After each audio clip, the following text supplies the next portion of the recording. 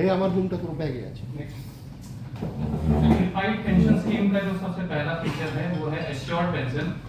जो भी employ retire होते हैं उनके लास्ट 12 महीने का जो एवरेज बेसिक पे है उसका एवरेज लेके जो 50% किया जाएगा उसको, और वही पेंशन उसको पेंशन के रूप में मिलेगी। और ये जो 5वां पॉइंट है ये बहुत इंपॉर्टेंट पॉइंट है, क्योंकि जो 10% जो एनपीएस में कट रहा था वो यूपीएस में भी कटता रहेगा। तो वो जो पैसा जमा है आपको एक लमसम के रूप में मिलेगा, और ये जो पैसा मिलेगा वो इन एडिशन टू ग्रेजुइटी है। उसका कैलकुलेशन का जो है वो सेकंड बिंदु देखें आप, 1/10 of monthly emolument that is basic plus DA as on the date of superannuation for every completed 6 months of service. मतलब हर 6 महीने की सर्विस कंप्लीट होने पे उसको 1/10 of monthly basic plus DA का कंपोनेंट मिलेगा। उसको नंबर ऑफ कंप्लीटेड 6 मंथ से आप मल्टीप्लाई कर सकते हैं, और ये जो अमाउंट है वो एश्योर्ड पेंशन से माइनस नहीं होगा। ये in addition to assured pension है, इन एडिशन टू ग्रेजुइटी है। नेक्स्ट आ जाए। अब ये सवाल उठता है कि जो एनपीएस में आ चुके हैं 1/1/2004 के बाद उनका क्या होगा। तो ये जो यूपीएस का जो स्कीम है वो सभी एनपीएस जो धारक है उनके लिए एप्लीकेबल है, और जो पास्ट पीरियड का जो अरियर है वो भी उसको भुगतान किया जाएगा, और भुगतान की राशि उस पर इंटरेस्ट लगा के दी जाएगी। और ये जो यूपीएस है ये इज एन ऑप्शन है एम्प्लॉय के पास, उसको जरूरी नहीं है कि वो यूपीएस सेलेक्ट करे। जो एनपीएस में है वो चाहे तो एनपीएस में भी रह सकते हैं, और उसको अगर बेनिफिशियल लगता है तो वो यूपीएस को भी एक्सरसाइज कर सकते हैं as an option. Once exercise होगा और वो फाइनल रहेगा। तीसरा बिंदु ये है कि जो एम्प्लॉय का कंट्रीब्यूशन एनपीएस में जो 10% होता आ रहा है वो कंपोनेंट 10% ही रहेगा, लेकिन जो गवर्नमेंट कंट्रीब्यूशन है वो जो 14% था बेसिक प्लस डीए का उसको बढ़ा के 18.5% किया जाएगा। पांचवा बिंदु एक्सपेंडिचर से संबंधित है कि सरकार को 800 करोड़ रुपए एज एन अरियर देने पड़ेंगे, और 16,250 रुपए जो इनिशियल कॉस्ट आएगा इस स्कीम को भुगतान करने के लिए। पांचवा पॉइंट मैंने बताया आपको कि जो 10% जो एनपीएस का रिडक्शन था एम्प्लॉय का वो कंटिन्यू रहेगा, जिसका जो मापदंड है वो हर 3 साल में असेस किया जाएगा एक्चुअल साइंसेस के बेसिस पे उसका कंपैरिजन आएगा। नेक्स्ट आइए। अच्छा, एक और इसमें स्लाइड थी वो मैं बाद में प्रोवाइड करवा दूंगा। एक कंपैरेटिव चार्ट बनाया है हमने ओपीएस, यूपीएस और एनपीएस का। जैसे कि एम्प्लॉय कंट्रीब्यूशन ओपीएस में 0 होता है, एम्प्लॉय कंट्रीब्यूशन यूपीएस में 10% होता है, और एनपीएस में भी 10% होगा। अश्योर्ड पेंशन की बात अगर करें तो जो ओल्ड पेंशन स्कीम है 50% ऑफ सैलरी उसमें होता था, इसमें भी 50% ऑफ एवरेज सैलरी होगा, और एनपीएस में एश्योर्ड पेंशन की कोई बात नहीं होती थी। मिनिमम टेन्योर क्या होता था, मिनिमम एलिजिबिलिटी क्राइटेरिया ओपीएस के केस में 20 साल हुआ करता था, यूपीएस के केस में 25 साल, और एनपीएस के केस में कोई मिनिमम क्राइटेरिया नहीं होता था। अगर हम लोग मिनिमम एश्योर्ड पेंशन की बात करें तो ओपीएस में 9,000 प्लस डीआर हुआ करता था, और यहाँ पर यूपीएस में 10,000 प्लस डीआर होगा। वहीं अगर एनपीएस की बात करें तो मिनिमम एश्योर्ड पेंशन की कोई गारंटी नहीं थी। फैमिली पेंशन की अगर बात करें तो वो 50% ऑफ पेंशन हुआ करता था ओपीएस में, लेकिन यहाँ यूपीएस में वो 60% ऑफ पेंशन होगा जो कि एम्प्लॉय को दिया जाता था जस्ट उसके डेथ से पहले। वहीं एनपीएस में कोई गारंटी या कोई एश्योर्ड फैमिली पेंशन का इंडेक्स नहीं था। इन्फ्लेशन की अगर बात करें तो ओपीएस और यूपीएस क्योंकि वो डियरनेस रिलीफ से एडजस्टेड होता है तो इसलिए इन्फ्लेशन उसमें एडजस्टेड होता है, वहीं एनपीएस में कोई इन्फ्लेशन इंडेक्सेशन नहीं होता है। और जैसे एनपीएस मार्केट बेस्ड रिटर्न है वहीं ओपीएस और यूपीएस मार्केट बेस्ड रिटर्न नहीं है। ग्रेजुइटी तीनों में ही मिलता है। और लमसम पेमेंट की बात करें अगर तो जैसा कि मैंने बताया यूपीएस में हर 6 कंप्लीटेड मंथ्स ऑफ सर्विस के लिए 1/10 ऑफ मंथली इमोल्यूमेंट मिलता है, और एनपीएस में ये कंपोनेंट 60% ऑफ एक्यूमुलेटेड फंड है। तो ये जो हमने बताया ये कंपैरेटिव चार्ट है, मैं आपको प्रोवाइड करवा दूंगा just after the press meet. और जो हमारे फीचर्स थे जो मैंने बताया, जो बेनिफिट्स हैं, जो एप्लीकेबिलिटी है, वो इसी के साथ मैं समाप्त करता हूँ। और आप लोग से निवेदन है कि जो भी सवाल हैं आपके वो आप लोग कर सकते हैं। धन्यवाद। पेंशन योजना जिसे हिंदी में बोलते हैं, इसका लाभ आपके हावड़ा डिवीजन में कितने कर्मचारियों को मिलने जा रहे हैं? हावड़ा डिवीजन में लगभग 16 से 18। 60 to 80,000 एम्प्लॉइज को इसका बेनिफिट मिलेगा, बशर्ते वो इसके लिए आउट करते हैं। जी। और जैसा आपने स्कीम में देखा ये एनपीएस के मुकाबले काफ़ी बेटर है, तो आई होप कि ज़्यादा से ज़्यादा लोग इसके लिए ऑप्ट करेंगे। यहाँ यूनियन के लोग भी हैं, उनसे भी प्रश्न किया जा सकता है क्या? जैसे ERMC के प्रेसिडेंट हैं विनोद शर्मा जी, मैं उनसे जानना चाहूँगा ओल्ड पेंशन स्कीम से ये ओल्ड पेंशन स्कीम जिसकी मांग आप लोग बहुत दिनों से करते आ रहे थे, उससे अलग कैसा है? ये क्या अलग है या फिर आप जो मांग कर रहे थे वही है? इसलिए जब तक टर्म्स ऑफ रेफरेंस पूरा नहीं मिलता है या पूरा स्टडी हम लोग नहीं कर लेते हैं, तो ऐसे ग्लांस बोलना सही नहीं है। अभी हम केवल आप लोग के सामने इतना कह सकते हैं कि अगर ये ओपीएस से बेहतर है या ओपीएस के समकक्ष है, तो ओपीएस क्यों नहीं? ओपीएस क्यों नहीं? तो सवाल है कि हम लोग इसका पूरा अध्ययन करें, इसको पढ़ें, इसके बाद ही हम लोग कुछ कह सकते हैं। इसलिए अभी इस पर विस्तार करना मुश्किल है। हम लोग का 20 साल से जो लड़ाई हम लोग लड़ रहे थे, लड़ाई में हम लोग का इसी डिमांड था ओपीएस। अल्टीमेटली हम लोग को ओपीएस नहीं मिला। एनपीएस से हो सकता है कुछ सुविधाएं अधिक हो, ये अध्ययन के बाद मालूम पड़ेगा, लेकिन ये ओपीएस नहीं है। Provident fund was usually to be treated as sacrosanct for employees, but in the new unified pension scheme, will that provident fund will have at all any existence? इसमें बताया गया ना आपको, एवरी 6 मंथ का वो calculate करते हैं for 30 year service 110 और एलिमेंट उसको जोड़ के उसको दिया जाएगा। सर इसमें 60% ऑफ टोटल जो वो फंड था उसका दिया जाता था, बट इसमें यूपीएस में 1/10 ऑफ द 6 मंथ सैलरी वैसा करके calculation. That means employer's contribution 10% that was earlier. Employer's contribution is going to be 14% to 18%, 18.4%. Employer contribution है currency.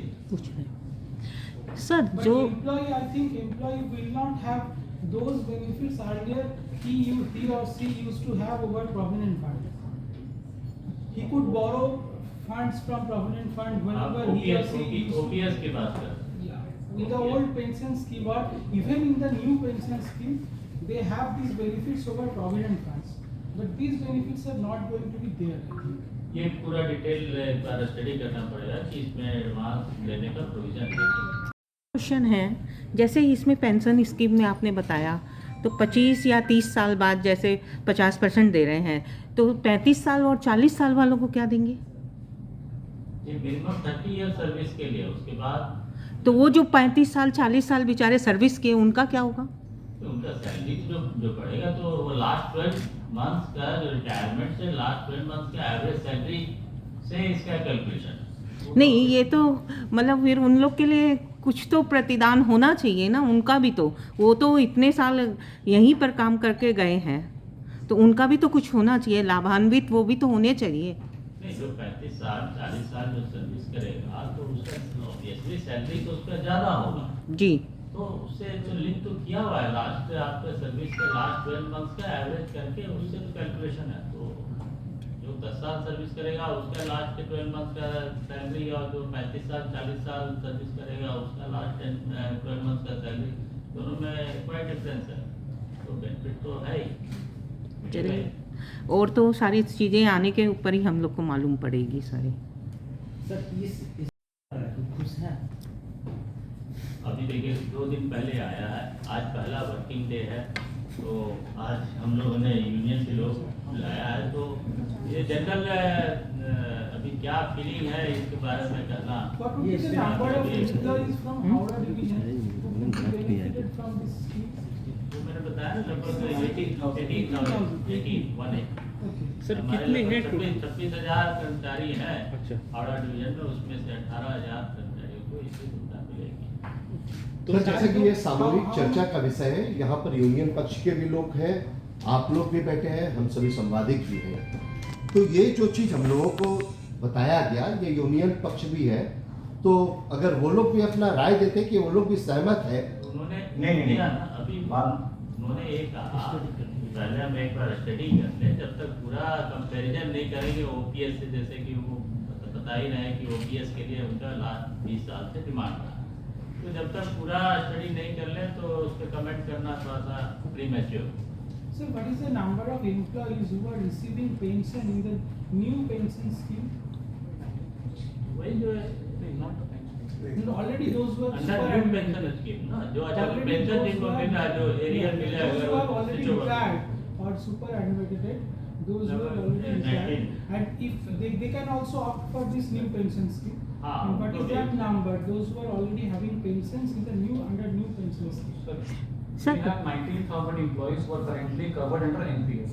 That is But what joined. they are within employment. They are working, they are serving serving. employees, so talking about the retired employees, we have to arrive to that figure, and once we arrive to that figure, we will share that data definitely with you.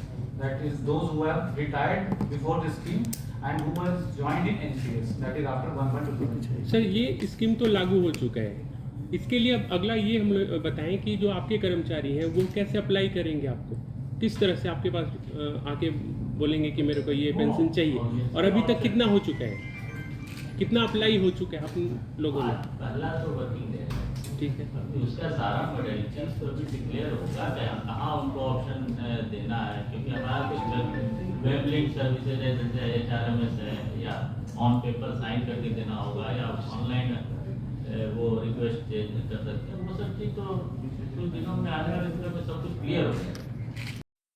25,000 लोग हैं और 18 को मिलेगा, तो इन 7,000 को क्यों नहीं मिलेगा सर? वो ओपीएस में अच्छा ओपीएस में है इसलिए।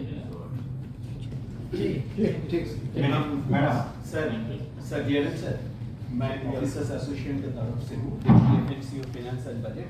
मैं कुछ बोलना चाह रहा हूँ। आप जो बोल रहे थे टोटल ईस्टर्न रेलवे में आई टोल्ड कि 75,000 है, 75,000 लगभग कर्मचारी है टोटल ईस्टर्न रेलवे में, including Howrah division. Howrah division में 19,000 प्लस है आउट ऑफ 27,000 टोटल स्टाफ, जो आज के दिन में न्यू पेंशन स्कीम में है। सर जैसे बोले अगर वो ऑप्ट करे तो उसको यूनिफाइड पेंशन स्कीम मिलेगा, रिमेनिंग ओल्ड पेंशन स्कीम मिलेगा। ईस्टर्न रेलवे में टोटल ईस्टर्न रेलवे में आउट ऑफ 1,07,000 एम्प्लॉय 1100 आदमी लगभग 1,100 has already opted for pension under new pension scheme. अगर वो लोग भी ऑप्ट करना चाहे, दैट इंक्लूड्स द कर्मचारी ऑफ हावड़ा डिवीजन, तो उसको भी new pension unified pension scheme में मिलेगा, और उसका जितना रकम वो आज तक उनको मिला है और जितना यूनिफाइड पेंशन स्कीम में उसको मिलेगा, उसको घटा के जितना उनको मिलना चाहिए as a arrear with interest of PPF का जो इंटरेस्ट उसी रेट पे दिया जाएगा। So anybody whether retired under NPS जो 1100 है ईस्टर्न रेलवे में संख्या, और जो अभी ऑप्ट कर रहा है, और दिखा गया ऑल इंडिया में भी जो कर्मचारी के एज है लगभग 75% एम्प्लॉय आज के दिन में नॉन पेंशन NPS में है, वो जो ऑप्शन पे यूपीएस में आ सकते हैं, लेकिन NPS बंद नहीं हो रहा है, वो रहेगा, दोनों ही ऑप्शन खुला रहेगा। तो जो जिसको चूज करे, सर जैसे बोले जस्ट स्कीम आए हैं, लेकिन आपको जो बोलना है, आप लोग बार बार जो कंप्लेन, ये हमारा यूनियन के मित्र लोग भी बोल रहे हैं, ये old pension, new pension and unified pension वो अलग अलग है, लेकिन यूनिफाइड पेंशन में जो ज़्यादा मिल रहा है, DNN सर जो बोले हैं, पीएफ के बदले 1/10 ऑफ पे प्लस डीए हर मंथ वर्किंग के लिए 6 मंथ के ये मिलेगा। ये लगभग 35 साल जिसका नौकरी होगा उसको 7 साल का पे मिलेगा। It is a compensation. पहले ओल्ड पेंशन में 50% जैसे सीनियर डीपीओ साहब बताए फैमिली पेंशन होता था, अभी 60% मिलेगा। और एनपीएस में जो ये है सोशल सिक्योरिटी जो बोलता है, जो इनसिक्योरिटी था कि मार्केट में क्या होगा, अप्स एंड डाउन्स, उसको गवर्नमेंट ने हेज किया। सो माननीय प्रधानमंत्री जी, अर्थमंत्री जी ने, रेल मंत्री जी ने सब मिलके इसको कैबिनेट, सो हमको इसको शुक्रगुजार है, अभी आभारी है कि कम से कम जो अनिश्चयता था पेंशन ले कर्मचारी के मन में कम से कम वो तो दूर होगा, वो नहीं रहेगा कि everybody will get sum assured pension. DRM sir जो बोले हैं, पहले 9,000 था, उसको बढ़ा के 10,000 किया गया। तो ये सारी जो चीज़ है definitely it will motivate employ. Old pension की तुलना ये क्या है, वो तो चूलचेरा विचार विश्लेषण तो बाद में होता रहेगा, बट ऑन प्राइमरी बेसिस ये हमारा यूनियन साथी को आंदोलन में कुछ मिला, बहुत अच्छे मिला, जो कम से कम सिक्योरिटी को इवेट किया और फैमिली पेंशन को बढ़ाया। ये सबसे बड़ी बात। अब देखना है कि बात ऐसे है, आप अपना परिचय दे के बोलिए। Assistant general secretary eastern railway union कांटोबांगो है। बात ऐसे है कि 3 दिन हुआ है, इसका नया जो सूचना जो कैबिनेट में जो सैंक्शन हुआ है बैठक में, इसके बारे में अभी तक जो चर्चा जो हम लोग का अपॉर्चुनिटी जो मिला है, बांग्ला में कहावत है, नाक के बदल में नून मिला है ना। तो हम लोग को ट्रेड यूनियन का फंड से हम लोग को डिमांड था ओपीएस, लेकिन सरकार में अभी ओपीएस चालू रखा, एनपीएस चालू रखा, इसका साथ साथ यूनिफाइड जो पेंशन स्कीम में भी चालू हो गया है सरकारी जो सेंट्रल गवर्नमेंट एम्प्लॉइज के लिए। एक बात है, इसका क्या बेनिफिट है, ये अकॉर्डिंगली हम लोग जो देखे हैं कि 50% जो हम लोग को पूरा डिमांड था एनजीसीए का तरफ से, जेसीए का तरफ से पूरा डिमांड था ऑल इंडिया बेसिस में, ये अकॉर्डिंगली हम लोग को जो मांग था ये पहले जो है मुद्दा हम लोग को मिला है, ये बात सही है। लेकिन इसके ऊपर में पूरा जो क्या है इसके अंदर में, ये पूरा देखने के लिए हम लोग को 3 से 4 महीना वेट करना पड़ेगा।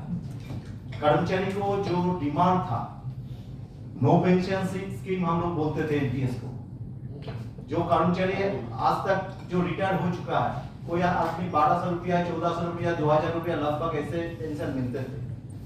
लेकिन इसमें कम से कम ये बोला है जो कम से कम लास्ट जो सुपर एनुएशन जब होते हैं, रिटायरमेंट जब जिस महीना होते हैं, प्रधानमंत्री जी बताए हैं कि हम लोग को जो हमारा रेल मिनिस्टर है, कैबिनेट मिनिस्टर, वो भी बताया जी है कि लास्ट 12 मंथ्स का जो एवरेज करके उसको 50% करके पेंशन उसका एश्योर किए हैं। लेकिन इसके अंदर में बहुत कुछ बात है, जैसे ग्रेचुइटी के बारे में बोले हैं, उसका साथ साथ जो मिनिमम पेंशन 10,000 किए हैं, ओपीएस वाला अभी तक है 9,000 पेंशन है, तो उसको जो फैमिली पेंशन है जो है उसको 50% और 30% है ओपीएस वाला। तो हमारा जो है अभी जो यूपीएस जो घोषणा की है 60% फैमिली पेंशन का घोषित हुआ है, तो इसमें भी एक डिस्क्रिमिनेटिंग है। बात ऐसे है कि पूरा पेपर नहीं मिलने से हम लोग को ट्रेड यूनियन का तरफ से फुल इसको सपोर्ट करना, क्यों इस बारे में हम लोग 2007 साल में जब सरकार 2004 में इसको 3 में घोषणा किया है दिसंबर महीना में, 22 दिसंबर आपको मालूम है अटल बिहारी जी इसको घोषणा किया था। पीएफआईडीए बिल जो 2013 में 6 सितंबर 14 सितंबर और 7 सितंबर में इसको पीएफआईडीए कानून हुआ है, उसका पहले जो ट्रेड यूनियन का पास इंफॉर्मेशन दिया था चिट्ठी का ऊपर में, जो कम से कम एनपीएस का कर्मचारी को यूपीएस का कर्मचारी का साथ साथ देखिएगा, जब काफी एनपीएस का कर्मचारी का इससे कम पेंशन मिलेगा नहीं। लेकिन हम लोग क्या देखा, 1200, 1400, 2000, 2500 रुपया का अंतर उसको दिन गुजारना पड़ता है जो ऑलरेडी उसको रिटायर हुआ है।